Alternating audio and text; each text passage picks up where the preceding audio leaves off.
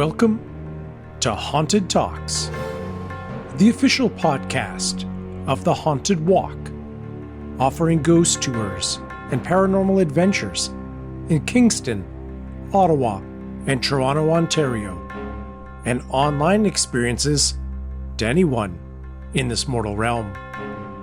My name is Jim Dean. I am the creative director, and it is my privilege to be your haunted host for this episode.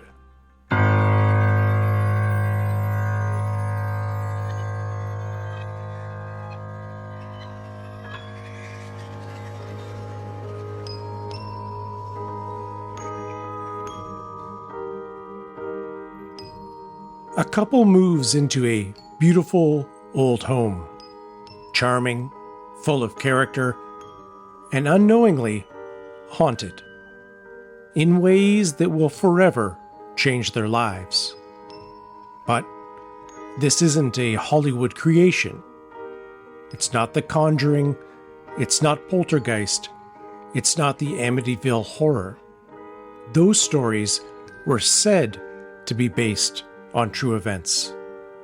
This one is. And the evidence seems to speak for itself.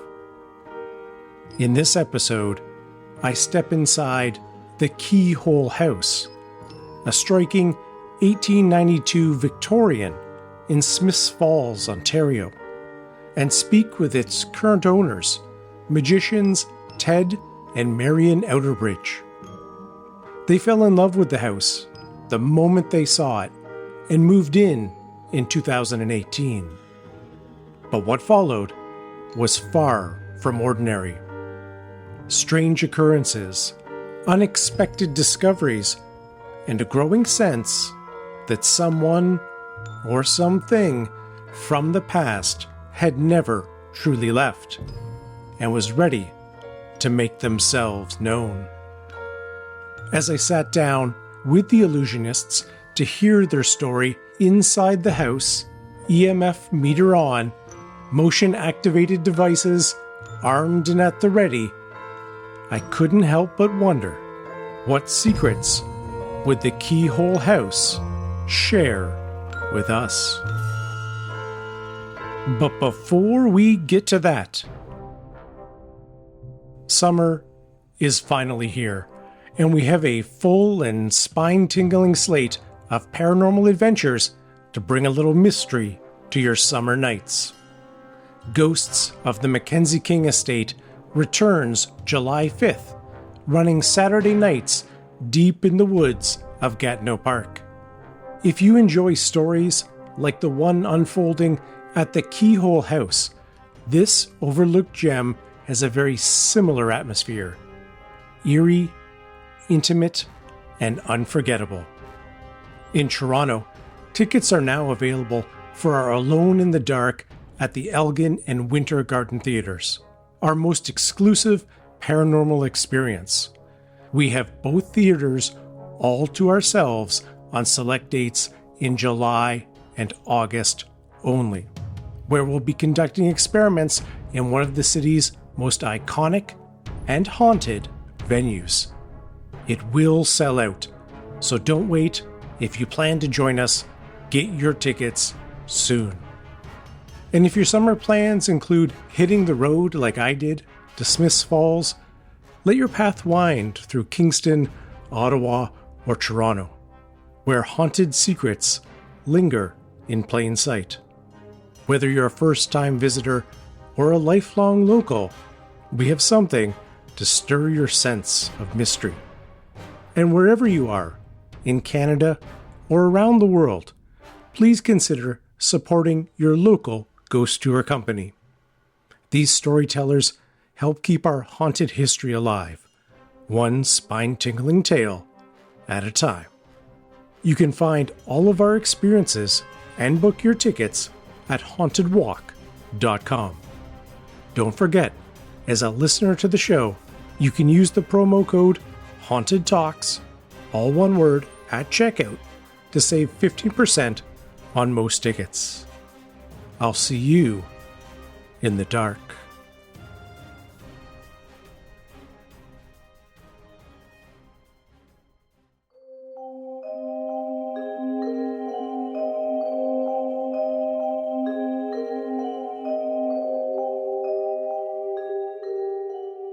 This is a first for us. A Haunted Talks episode recorded live inside a haunted house. I'm in Smiths Falls, Ontario, inside the historic Keyhole House, a striking 1892 Victorian home with a story that feels like something straight out of a movie. I'd like to thank Ted and Marion Outerbridge, magicians, performers, and incredibly generous hosts for welcoming us into their home and into their haunting. In the episode, we're sitting down with Ted and Marion to hear about the extraordinary and unexplained experiences they have had here. And along the way, we'll be conducting a few paranormal experiments to see if this house is ready to share some of its secrets. As we chat, I have positioned an EMF meter on the table, as well as motion-activated light-up cat balls placed around the room. I'll let you know if anything happens. Ted and Marion Outerbridge, welcome to Haunted Talks. It's an honor to be here. Thank you. Thank you for having us, Jim. Like all good stories, let's start at the beginning. When did you first hear about the Keyhole House, and what drew you to it? Marion and I had just headlined at the Magic Castle in Hollywood, spent a week in Vegas. We were starting to think about moving to Las Vegas. However, at the time we were living in Montreal, and our dream had always been to move to the Ottawa Valley. So we took one more look, we did some Googling, and we put together a list of homes that we found interesting. And the Keyhole House was the last one on the list. The photos looked horrible. The 1960s carpeting was not attractive. But we showed up in Smiths Falls, and we started looking at a few houses. A teenage boy held the door open for us at Tim Hortons when we first arrived, so that was a good sign. Small town hospitality. Yeah, exactly. A very friendly community. So we felt the welcome instantly. So we arrived here at the Keyhole House. It was the last house we were looking at. The doorbell didn't work, so we had to call the realtor who was sitting in the living room, and he said, come on in. We walked into the house. I put my hands on the molding around the door into the front parlor or the living room, and I was madly in love with the house. I walked through the keyhole. I mean, we were breathless when we looked at the house. It was incredible. Walked through the keyhole, put my hands on the molding, fell madly in love with the house, and it was done. I had to have the house. And I saw the staircase, which was like this windy staircase and 21 feet high up. And I did not care that actually the wallpaper on the ceiling was caving down. And we just fixed it like later on. But yeah, I just fell in love with it. It was just beautiful. So the house had been empty for, I think, 6 years. Yes. So we're walking, we didn't know that. And the realtor said it had been about a year that it was empty. But anyway, we're walking through the house, and I'm Mr. Handyman. I can fix everything. So I just walked through the house and explained to Marion how simple it would be to fix everything. And in 5 years. No, it was a 1-year plan, I think, originally. Yeah, it's hilarious, that Excel spreadsheet that I put together. But we walked through the house, and we just fell in love with it. And we had the house inspected, and the inspector kept saying, do you still want to buy the house? Yes, on every floor, he would ask me, would you like to buy? Do you still want to buy the house? And I said, yes. It started down in the furnace when there was this giant flame shooting out when he turned on the furnace, all the way up to the attic. In the attic, he climbed up a ladder and he hands me down a newspaper and he said, Marion, you still want to buy the house? And I just looked at the headline and it said, Dance Little Ladies. I had a career as a professional dancer, having danced in Russia and everywhere around the globe. I was like, how much more proof do you need? So we just bought the house. In your writings, you mentioned how the house was rumored to be haunted. Yeah. I'm curious about those rumors. What were you hearing, and who were telling you these stories? Yeah, a couple of people said, yeah, they always felt like, it's haunted, it's creepy, it's dark. They felt it was a haunted house. So there were no specific examples. And this didn't dissuade you? No, we were in love with the house and we felt great energy in the house. And it does seem fitting of magicians to have a slightly magical element, of course, as you cross the threshold, I think, as well. The keyhole is quite magical. Now, before all this began, which we'll get to very shortly, I'm curious about your beliefs about the paranormal and the supernatural. Were you folks who are open to the possibility of strange occurrences, the unexplained, or when you first moved in, were you more in the skeptical camp? Skeptical, very skeptical. Because of my profession, I know that it's easy to deceive people. It can be easy to deceive people. Educated people can be very easy to deceive, and I make my living deceiving people. So I'm super skeptical. I think that leads us to kind of your first night here. You just moved in 2018. You'd started unpacking the house, and kind of the first thing happened that first night. Yes. That's Yes. correct. So there was a delay with the financing showing up in the lawyer's office. It was lost in cyberspace. So the keys were handed to us at about 4 o'clock. Yes. And it was end of November, so it's dark. And Marion and I were alone. We had our moving van with us. We moved, unloaded the whole truck by ourselves. Went to bed very late. We were exhausted. And we just threw the mattress on the floor in an upstairs bedroom. Fell asleep. I woke up. And there was an aura in the doorway. There was a glowing, sort of a white silver sparkling aura. And it was checking us out. It felt friendly. It had a feminine energy to it. I wasn't really alarmed. I looked up at the aura. I looked down to look at Marion, who was sound asleep, and then the aura was gone. And when you say aura, I assume that means it didn't have a definitive shape. Or I mean, how did it visually look beyond its aura? What else can you tell us about kind of seeing it, and I guess also how it felt when you noticed it? Well, the aura had a shape of a human, but no distinct features. And I wasn't sure if it was one or two people, but it was definitely one. It may have been a smaller person with a bigger person, but one person, feminine. And I'm very skeptical, but years ago, my grandmother died, and the night she died, I ended up sleeping on her couch, and that's where she spent all her time. And I woke up, and there was an aura in front of me, and it was similar. So when I saw this aura, it was the second time I'd seen it. I'd seen an aura like that. And those were the only two incidents that occurred that I can remember. Yes, and Ted told me right away the next morning that I saw this aura that I just saw when my grandmother had passed away, like a similar aura, just like it.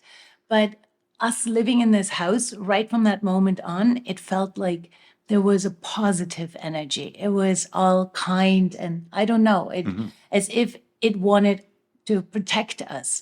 Like, we moved in on November 30th. It was very cold. It was already winter time, and the house needed a lot of repointing. And we figured we're going to have a little petting zoo in the basement of all kinds of rodents and animals moving in. We barely had any. We found one mouse. So the house was protecting us that year, like the first year we moved in. It just felt very protective.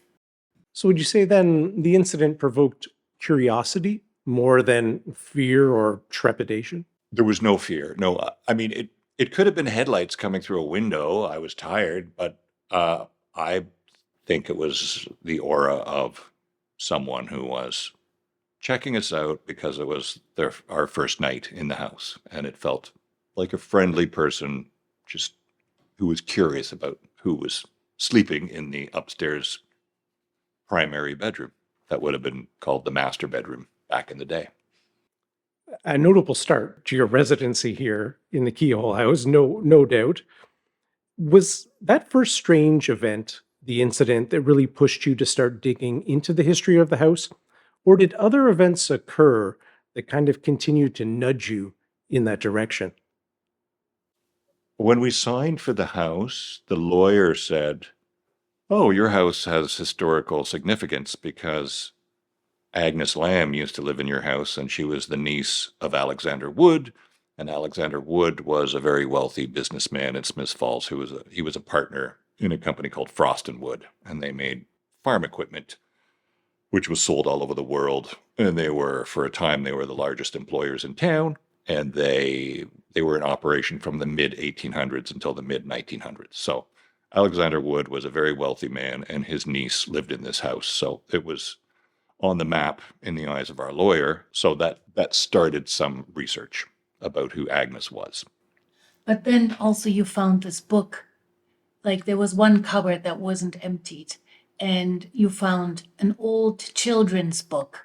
And Ted opened the page, and there was one character on that page, like an illustration, and the guy's name was Ted. Yeah, I mean, all kinds of things happened after that. So on the second floor, there was a board nailed to the wall, like a piece of drywall was just nailed to the wall. And we were really worried about this, like what's behind it. And it was kind of creepy. So it took us a month. Yes. So we finally pry the board off the wall, and there's a doorway with 2 steps going down, and then nothing. Yeah. Like if you took a third step, you would fall through the ceiling into the kitchen. So we worked out that we were looking at the servants' staircase, or the back stairs. And they had been removed. We would come to learn they were removed to enlarge the kitchen downstairs. So they got rid of the back stairs. And above the stairs was a cupboard, at the back of the cupboard was one book. There was one book there.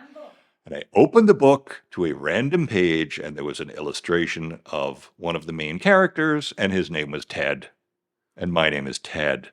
So that was a crazy moment. Absolutely. And when the doorbell didn't work, right? Since we looked at the house, the doorbell would just not work. So we put a big sign on the front and side door saying, call these numbers. So nobody tried pushing that button anymore because they got a phone number to call, either Ted or my cell phone. With the result that one night, the doorbell just rang by itself. In the middle of the night. Yeah, first the doorbell started to work, and then it rang by itself. Yeah. It was weird. Did you come to the door in the middle of the night to see what was happening? Yes. We had replaced the 60s lighting that was hanging in the front hall. We put in a Gothic lantern in the front hall. We'd removed all the 1960s carpeting, and we brought in our Victorian furniture into the house. And people thought the furniture came with the house because it's all Victorian furniture. So we had done that, and then the doorbell started to work by itself. It was my nephew. He pressed the doorbell and it rang. He says, "Hey, the doorbell works." And then the doorbell rang in the middle of the night, and I go downstairs and there's no one there. And I made note of the time because it was weird. It was like just before 1 a.m.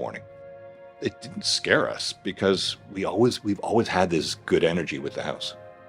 But it was definitely eerie.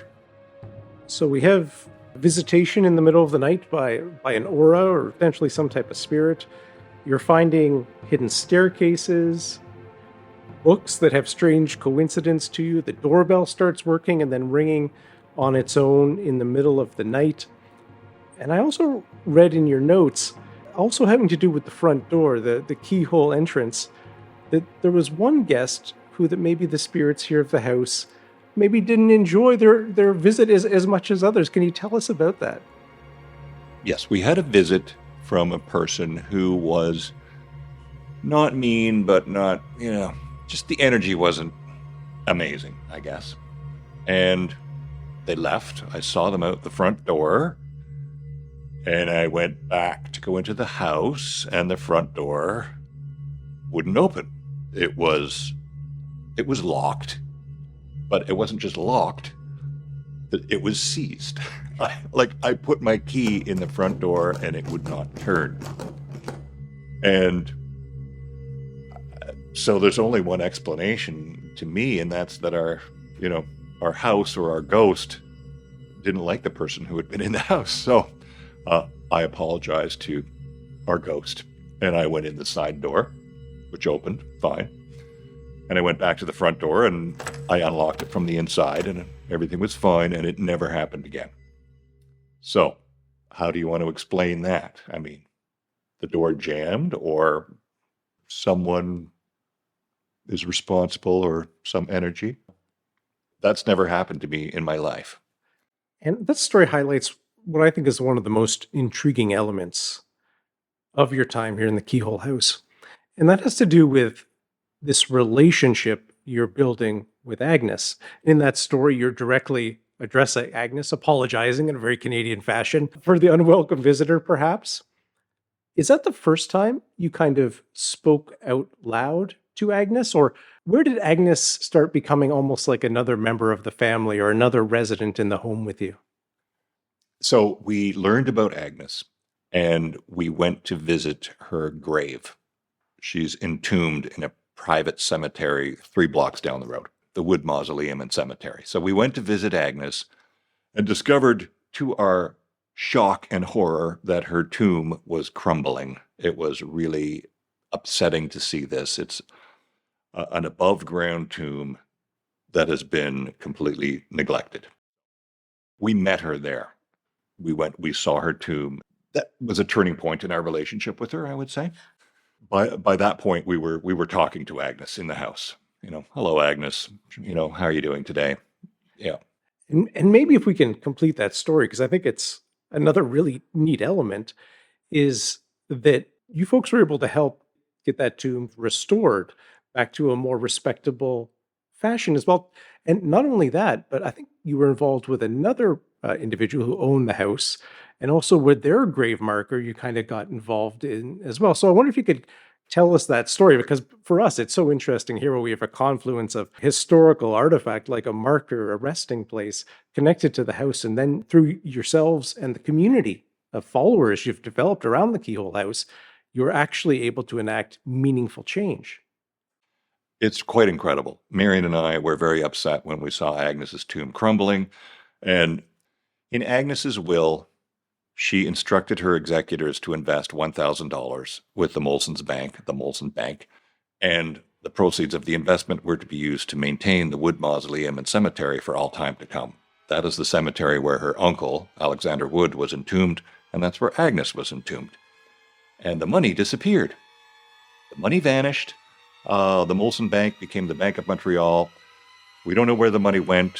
We can't do much research because there are no known living relatives. Interesting. So the EMF reader just spiked, as Ted said, no known living relatives.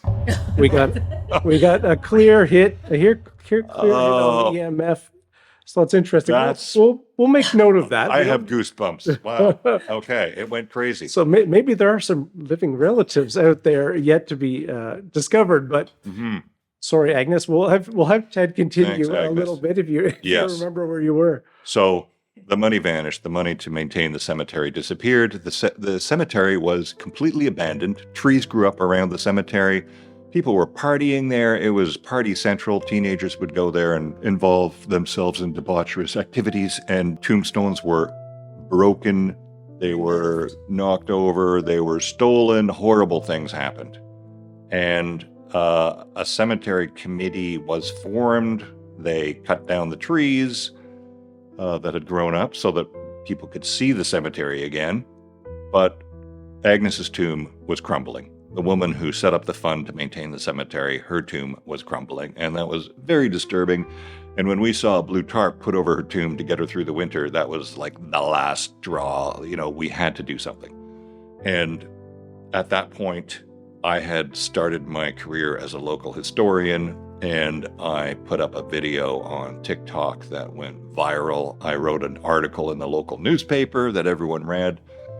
And then I contacted the municipality of Rideau Lakes because they had taken over ownership of the cemetery. It took a while, but the township of Rideau Lakes accepted ownership of the cemetery. I called them and said, "Hi, I'm doing a follow-up story on my article about Agnes's tomb. It would be nice if this story has a nice happy ending." And within hours of my phone call, the township of Rideau Lakes contacted Mason Pro, local stonemason, and they showed up and There was an archaeological survey done to make sure that it was restored correctly. Mason Pro restored Agnes's tomb.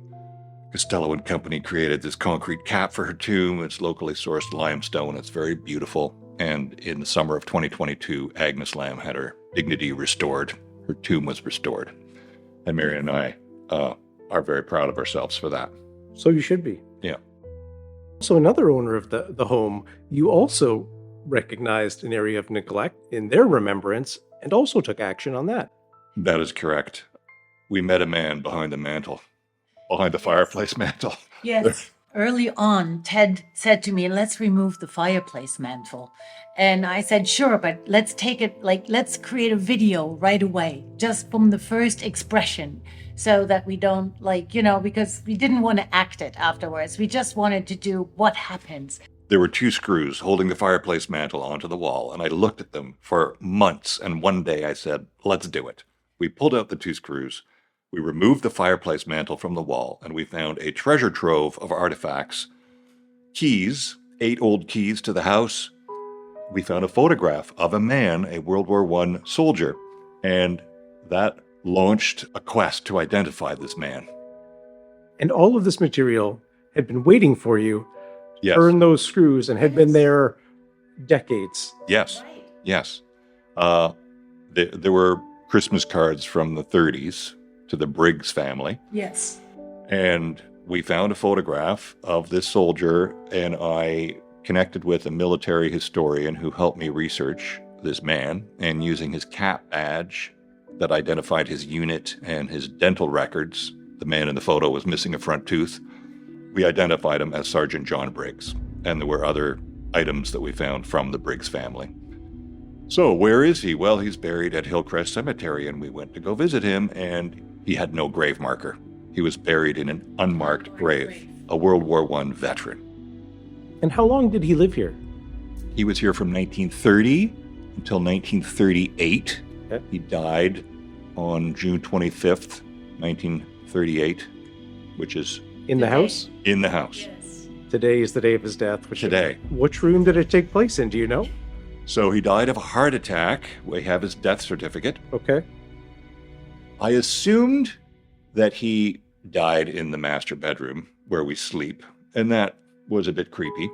However, we have someone who felt very strongly that he died at the bottom of the stairs in the front hall. In the front hall, the entrance. And I feel that is very possible, but I feel energy from him, on the main floor in the front hall and the living room. We made an appointment with the cemetery manager, I guess, and he confirmed there is no grave marker for John Briggs. When he died in 1938, they had 3 daughters. One of their daughters, their eldest daughter, was pregnant, and she had just married, and a few months later the marriage was annulled. She married in February. John died in June. The marriage was annulled around this time, so maybe there's a connection there. His wife Alice was left with 3 daughters, and she sold the house for half what they had paid for it. So cash flow would have been an issue at the time. Mm-hmm. So that could explain the unmarked grave situation. We heard about the Last Post Fund. They provide grave markers for veterans, and we approached them. We provided them with the information they needed. And they said, yes, he's in line for a military grave marker. There are 800 people ahead of him, but he'll get one. And 2 years later, he received a military grave marker last fall. So we're very proud of that accomplishment. And we like to think that John is pleased with our behavior. It's a beautiful act. And thank you for doing that act of remembrance for someone who served Canada. I think that's very important. And it kind of gets into another topic I want to discuss, which is the idea of appreciation. And in your writings, you note kind of with Agnes, and I'm wondering with John as well, there's been a few little moments around the property when you felt you've been getting almost approval or happiness with things you're doing, projects you're undertaking. Could you share a little bit of those events with us and how they struck you at the time, and looking back, how you think about them now? We've had many situations where we're rewarded with a little gift, a marble. So far, we found 17 marbles, and the marbles are old. Yes. Marble collectors tell us that they date back to the turn of the century. They're old marbles, and they seem to show up when we do something nice to the previous inhabitants of the house. Recently, we planted lavender in the front garden, and the next day there was a green marble in the garden. Yes. And last summer, we were reviving the garden in the backyard. We put a bird bath in the backyard, and 2 days later, there is a bright yellow marble at the foot of the bird bath. They keep showing up, and it seems to be related to us doing, nice things. Well, what about the golf ball? We were restoring this room, actually, the dining room that we're sitting in right now. And there was a big hole above our entrance, the door. And so Ted was so brave, put his hand down, and out he pulls a very old golf ball. And it says, "Why not?" on it, writing, "Why not?" Why Not was the brand name of Yes. this golf ball. And some Googling resulted in identifying the ball. It was made in 1918 in London, England.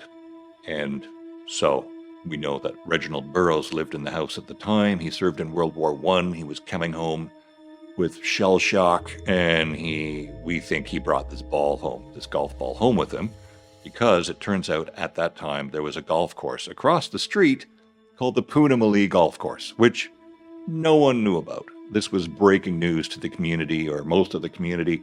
We had golf historians getting in touch with us. And then when we combine that with the fact that Brooke Henderson, the superstar golfer, her grandparents lived here at the Keyhole House for over 50 years. Clement Beverly Henderson lived here. So the story is incredible, and it went viral. It ended up on the Golf Channel. It ricocheted around the world.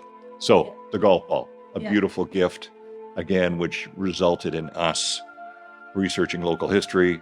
The whole community feels good about their history. Yeah. Yeah, and the golf ball said, "Why not?" on it. And Ted and I, being professional magicians, we tour, we promote our shows wherever we go. And on television, they would ask us, "So how come you moved from the big city like Montreal into this small little town in the Ottawa Valley?" And I kept saying, "Why not?" So right there, that was just another sign. So when Ted found this over 100-year-old golf ball, we were like, "Yeah, of course, look at that. It says 'Why not?' on it." And it was just another gift.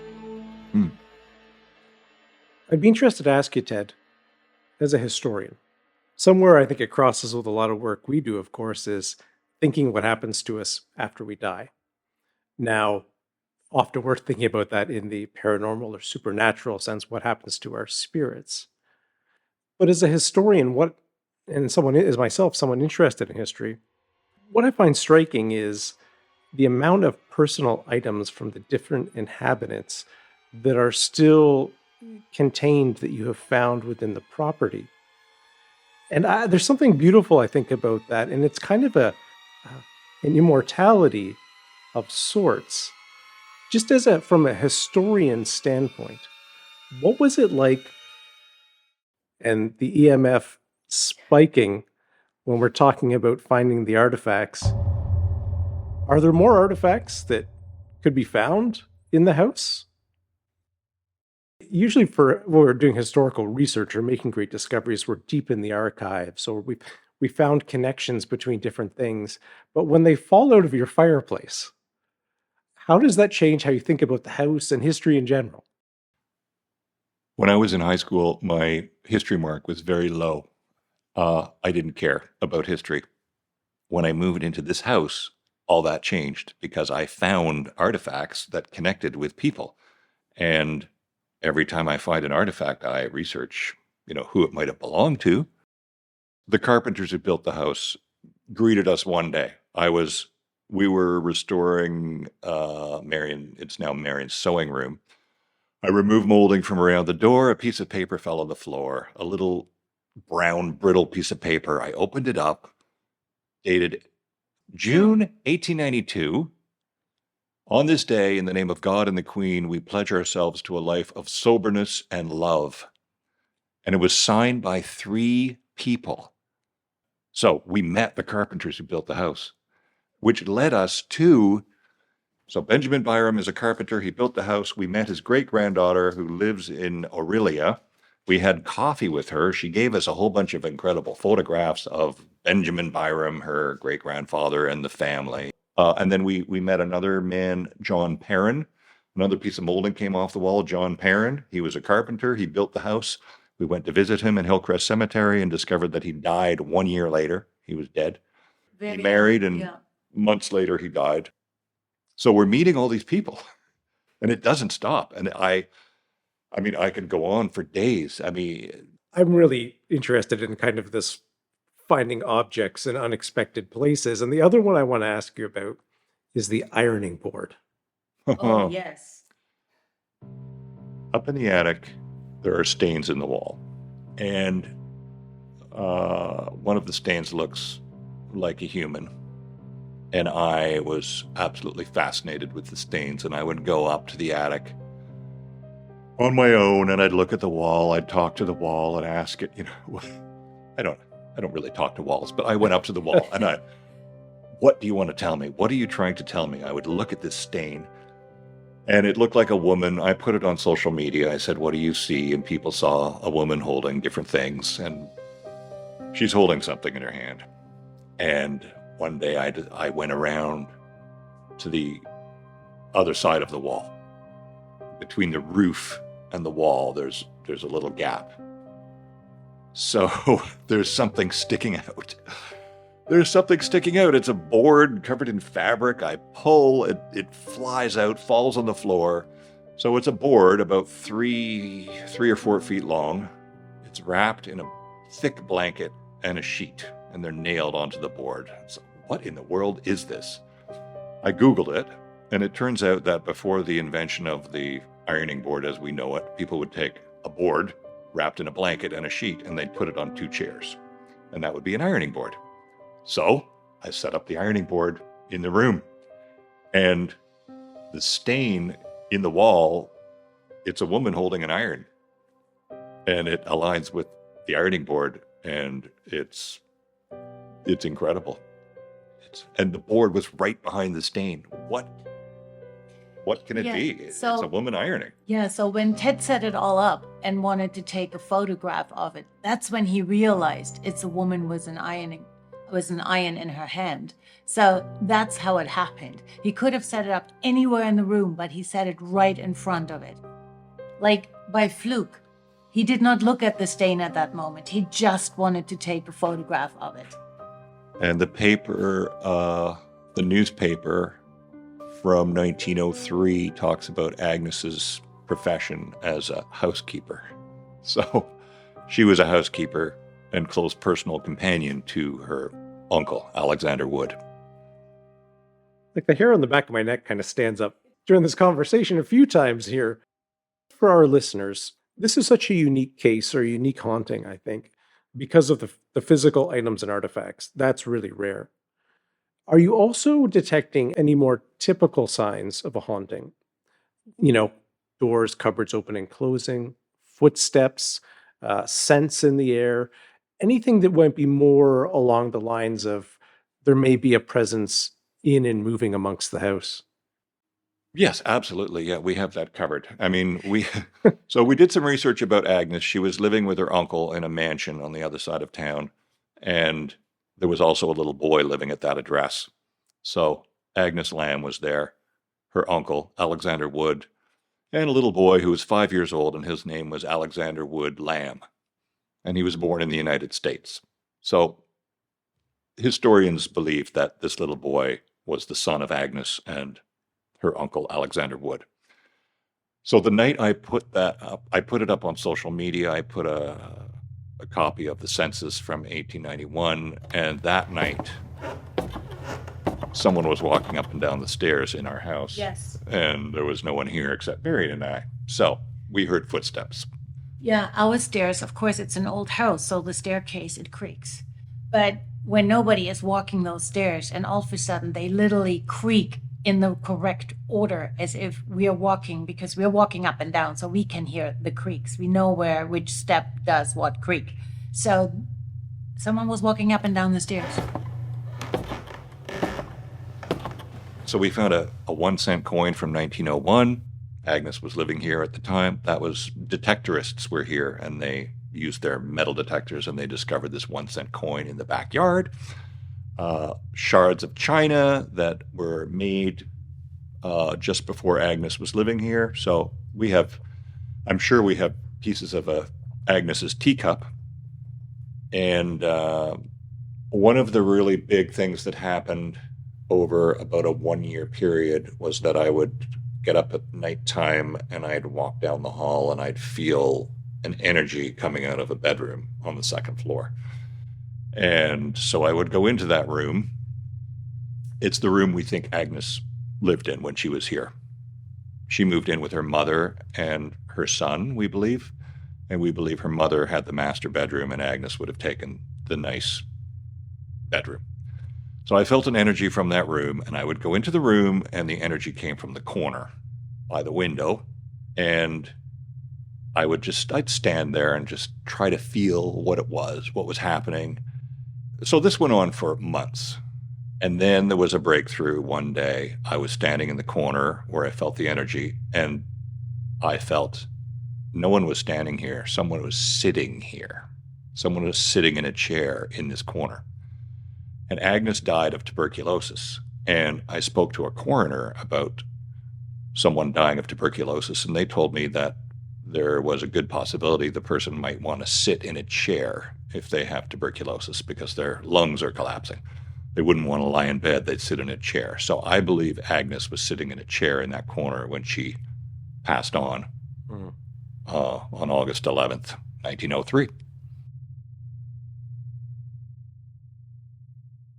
What would you say is your relationship with Agnes today? I ask her for advice, but she doesn't answer. But she's my friend. I'm very honored to live in her house, and I want to respect her, show her respect, celebrate her. We want to do that to everyone who lived in this house. We celebrate them. Yes, and we have discovered, or Ted has discovered, many more other people that used to live in this house, and there are more coincidences. So it just keeps coming, right? So for us with Agnes, it's just like, if it's her time frame, we go, thank you, Agnes, or we say, thank you, John Briggs, or we say, thank you, to the Lorimers. It's like, we just say thank you. That's all we do. And I think they're grateful that we're discovering the history. It feels almost like that this house wants us to tell its story. It really feels that way. So we had friends come over to visit us who used to be in this house. They're relatives of the Hendersons. And they said, she was always afraid coming to this house because it felt so dark and like... She thought it was haunted. She thought it was haunted. Mm-hmm. She comes for dinner and she's like, oh my gosh, it's like a different house. I've been coming here for so many years and now it feels like so welcoming. It feels like warm. It feels like I'm happy. So we feel it's a happy house. We don't see anything dark or negative in this house. It just feels like it wants to share its story, and it definitely choose Ted to discover everything, or us. Like, I keep finding objects obviously too, but it's like it wants us to discover things. Now, from these very unique experiences that you've had here, that I think many of our listeners, quite frankly, will be jealous of, how did you take those events, or how did they really become the inspiration for your stage show, Mysteries of the Keyhole House? When did the light bulb kind of switch on and you realized, well, our own story, benefited by your amazing illusions, could create a really impactful magical experience? We moved into the Keyhole House to restore it, and I had a plan to do that in 1 year, which is very amusing, absolutely impossible. It's a huge job, but we were financing the restoration work from our performances, and then COVID came along, and the demand for live entertainment was non-existent. So I was rather depressed. I was moping around, and I started researching the house a bit more. I made my first TikTok video, and then people started to like my posts about my historical research. So the likes became applause. And so I dove into researching the people who lived in this house. And I was researching it. I started writing for the local newspaper. I was a local historian. And one day I realized, wait a minute, I just wrote a new show. The show is the story of Marion and I moving into this house and our relationship with Agnes and some of the other inhabitants. Yes, and it's probably Canada's only magic show based on a true story with a lot of history in it. Canadian history, which is really cool too. And we are now touring across Canada and abroad, like we're touring internationally again. So it's super exciting. It was terrifying. I mean, we were trying something brand new, a magic show based on a true story, based on history, and we gave it a shot, and people loved the show. They loved it. And people, they come for the magic, and they leave with this incredible story, and they love the story, and they're following the Keyhole House. Many times we get responses of people going like, I'm now checking out my house. I'm going to see now who lived prior to me in this house. I live in an old house. So that's really exciting. So encouraging people to actually research their own homes and the people that lived there before them. And you've also taken some steps to kind of allow people to take a little of Agnes's spirit home with them from the show, which I think are kind of some neat additions to kind of add on to the experience. Can you tell us a little bit about those? Yes, we want to honor Agnes, and we decided to create a candle in her honor. And we wondered what scent would be appropriate. So there are some amazing celebrity candle makers in the neighborhood, the Wick Witch Apothecary in Merrickville. So we told them Agnes's story. We brought them some artifacts that may have belonged to Agnes, and we left them there for a while. And they came up with 5 options for us. And then Marion took these 5 scented candles to the community. Yes, because Agnes used to live here in this community, so I thought everybody should help finding Agnes a scent. So I had them all sniff the 5 different flavors that they created, and they were all beautiful. And the number 1 was the winner, so to say, like it had the most likes. And it was lavender eucalyptus. Mm-hmm. So the Wick Witch witches told us that they knew that would be the winning choice. They expected that, but so lavender eucalyptus. And to verify that, I planted 6 lavender plants in the front garden. And the next day, there was a green marble with the lavender. And when I saw the marble, I laughed. I know it's from Agnes. She's saying, yes, keep the lavender. We like the lavender. So we have this beautiful candle created in small batches in honor of Agnes. And we have them with us when we're performing. So if anyone wants one, they can get one. And you can get them on our website as well. Your show, Mysteries of the Keyhole House, will be performing throughout July and August in Merrickville. Where can our listeners go to get tickets, to follow you, to follow the Keyhole House?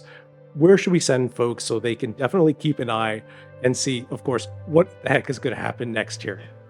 Yes, outerbridgemagic.com is our website. You can get tickets to our shows there, and you'll see our touring schedule. If you'd like more information about the Keyhole House, you can follow the Keyhole House on Facebook, Instagram, TikTok, YouTube, Substack, you name it. We're out there, and we're sharing adventures on a very regular basis. And don't forget, as a Haunted Talks listener, you can use the promo code Haunted Walk to get 15% off tickets to the show. My final question before we look around the house a little bit more and try a few experiments has to do with a question we wrestle with all the time, which is a very fundamental question, which is, what are ghosts? Some hauntings feel like an old tape loop, which kind of repeats, energy kind of caught in motion, which repeats itself over and over again. We would say maybe with limited awareness or no awareness, seemingly detached from the current physical environment and happenings. But for others, like your Agnes, there seems to be some capability of interacting with the real world, the present, forming relationships, expressing preferences, and even showing gratitude. So, what do you think Agnes is? And how has it changed your life? I don't know what she is. I mean, she could be just in my mind. I could have fabricated her completely. Could be my imagination. But I feel an energy. I feel an energy sometimes. Well, it's definitely a change for sure in Ted, just because he never cared about history like that. We cared about magic and the history of magic. But this is like Ted is literally absorbed and almost obsessed with its history. And I think something guides him to do that. So maybe it's not like, Casper the Friendly Ghost that's flying around. But to us, I feel Agnes is just a presence. It's just one of many spirits that have been around, maybe in the house, that guides Ted to find things and to do the research. I feel there is definitely something there. But I personally don't feel cold air around me or other symptoms. However, whenever we just feel like let's focus just on the show, something happens and we find something again, or another coincidence happens. So there's always that moment of, surprise. So I feel there is definitely something out here, or in here, in this house, that wants to keep guiding us, that says, nope, you're not done yet. There's still more to be found. At this point, I think we should maybe go into some of the different spaces that have had these experiences. One, so I can snoop around and get a good feel for them myself, but also so we can conduct a few experiments. What a remarkable conversation that was. Ted and Marion's experiences inside the Keyhole House are unlike anything we've heard before on the show. A haunting that feels less like a horror story and more like a meaningful relationship across time. But I also came prepared with an EMF meter, a spirit box, and motion-activated devices, hoping to see if the house might want to take part in the conversation. And if you were listening closely, you may have noticed twice during our chat the EMF meter flared. Coincidence? Maybe. But in a house like this, I think it best we not ignore the subtle signs. In our next episode, we'll take things even further. We'll conduct a series of paranormal experiments throughout the home. In the attic, near the mysterious woman-shaped stain in the wallpaper, and in the room where Agnes eventually succumbed to her illness, now lovingly referred to as her room. Could we capture something ourselves? Would the house respond? It's one thing to hear the stories. It's another to be there when something happens. That's next time on Haunted Talks.